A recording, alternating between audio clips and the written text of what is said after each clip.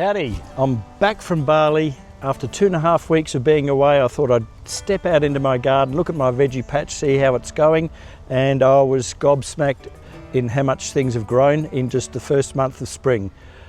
Now here we have a beautiful bush of rhododendrons.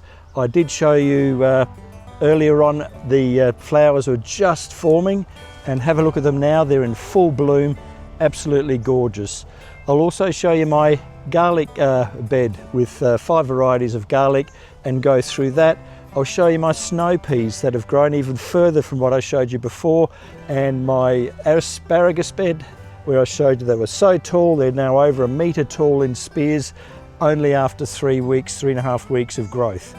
So hang around and enjoy the walkthrough, and I'll see you in the garden.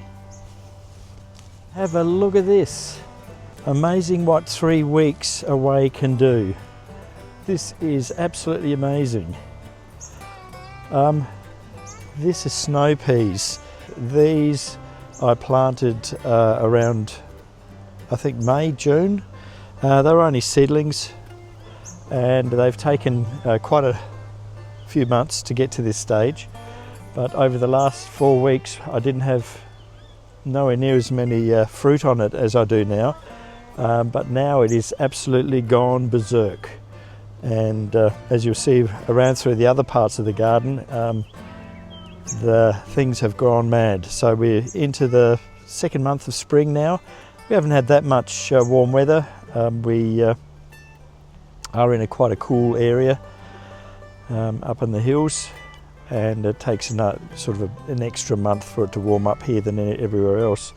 But this is loaded with, absolutely loaded with snow peas. Have a look at this, absolutely loaded. Here, look at this, it's amazing, just totally full. So that just gives you some idea of how fast things grow around here.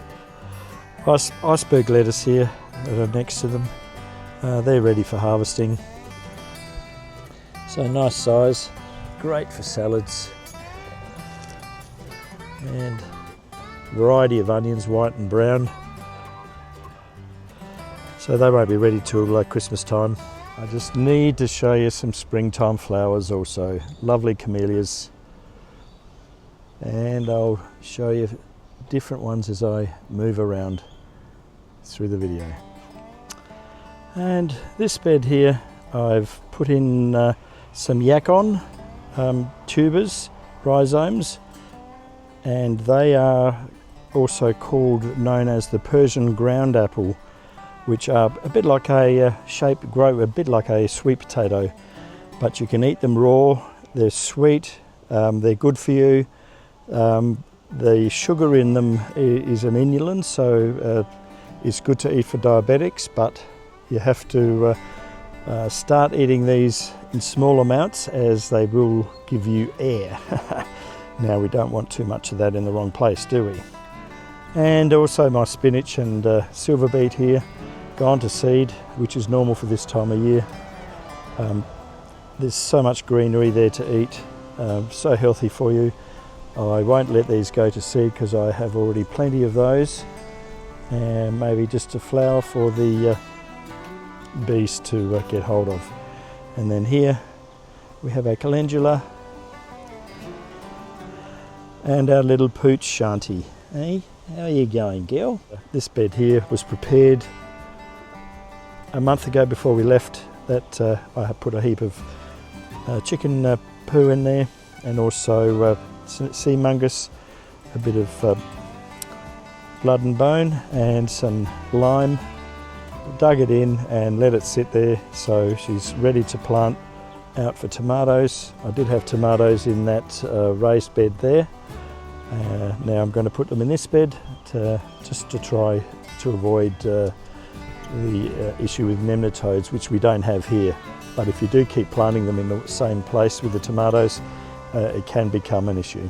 And I've just have a hedge of rosemary there, and eventually I will remove what I call the snail hotel, all of the plants at the back there, as the snails live in there in the daytime and nighttime. They come and feed on what you've planted. And here we have some beautiful irises.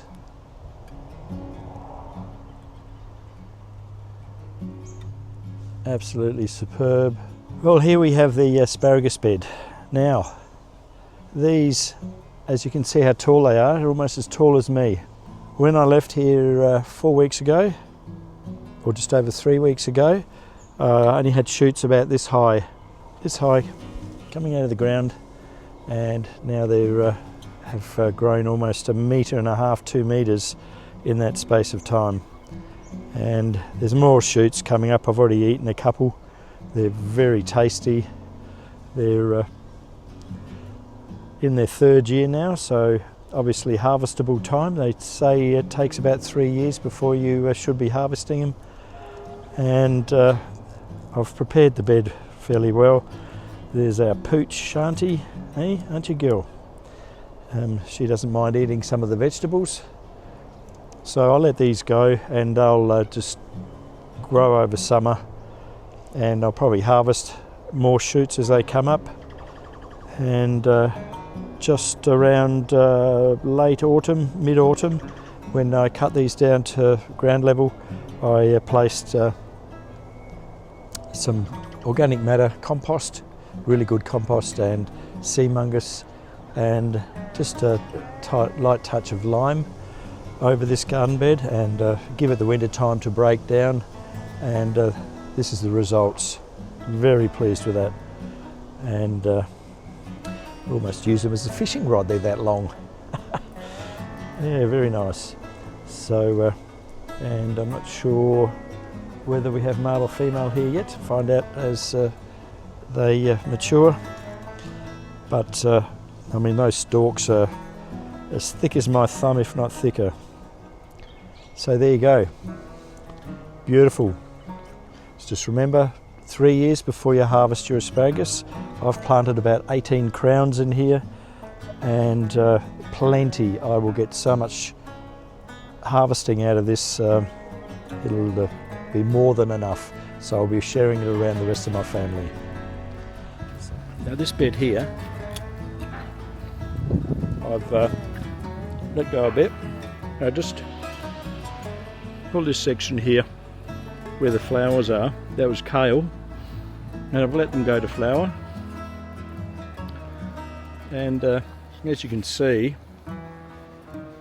the bees absolutely love them, and that's why I leave that on there.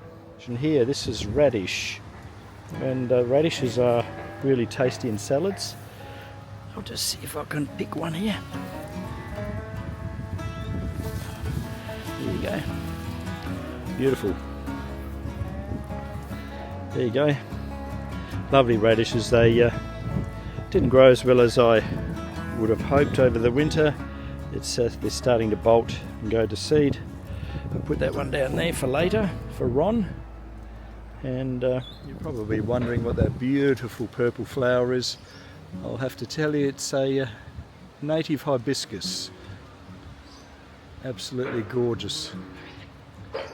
I put some cabbage in. The reason I got some netting on this is because something was eating them, so I'm not sure if it was a rat, or we do have wood ducks roaming around here, so they may have had a bit of a chew, so I needed to protect them. And I'll just lift this up. Have a look at this. That is huge. That one will be harvested. We're having a few people over on the weekend, and I have about 3 or 4 there. There's some have gone to seed. Wicking beds, and these are leeks, and they've gone crazy. They're absolutely loving it in there. They're not far from being harvesting time. I'll probably pull 1 or 2 out just to see what they look like. So yeah, we've got quite a few in there. And look at that, more parsley. And this is beetroot, which are ready to be picked. I'll just come over here. And there we go, look at that. Beautiful large beetroot in there. Which I might even pull that one up. Look at that. These have been in here most of winter. And there you have a beautiful heart of beetroot. Fresh in a salad, cooked, roasted, delicious. Anyway, I'll put it down here for later. And I think we might move on to the garlic bed. Well, here we have my garlic bed. I have something like 118 bulbs in here, 5 different varieties, which I'll go through with you in a minute. And these have been in here in various stages of planting. So I have 5 varieties. One's Tasmanian purple, which is this row here. Then I have the dynamite, and then I have the Italian late, and then I have the Deerfield over there, and then the last one, the shortest one, is the Donatsky. Hard to get your lips around that one. So the first 2 rows I planted around April, and then the next 2 rows was around May, and the last one, which is a late ripener, is the Donatsky, which I put in around the beginning of June. So hence the size.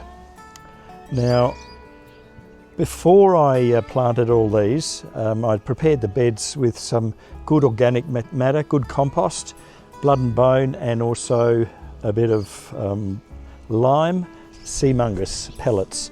Now all of these take time to break down, so I gave it a good month before I actually planted the bulbs. Obviously I hoed it all in. Well, now this variety here, the Tasmanian purple, is a turban group. So these store between 3 to 5 months, and they're hot when raw and become mild when they're cooked. Now the dynamite, which is the second one, is part of the Creole group, and the cloves are very hot and spicy sweet, and they store about 8 to 12 months, so that's a really good garlic to have on your shelf. And then the Italian late, which is a mild flavour, which is part of the artichoke family. It lasts about 6 to 9 months for storage. Then the next one, the Deerfield. Now that lasts about only 4 to 5 months for storage, and they only do well, or only grow well, in cooler regions for bulb formation. Now the flavour on these start hot, followed by a nutty, spicy, deep, rich, sweet flavours. They're not sulphurous, and they're moderate heat and excellent to eat raw. Just don't go near anyone for the rest of the day. And the last one, which is the Donatsky, is a purple stripe group, and is medium storage, is rich, strong garlic with fusion of different flavours. Now it is great for roasting, and I love roasted garlic. I don't know about you, but that one's my favourite.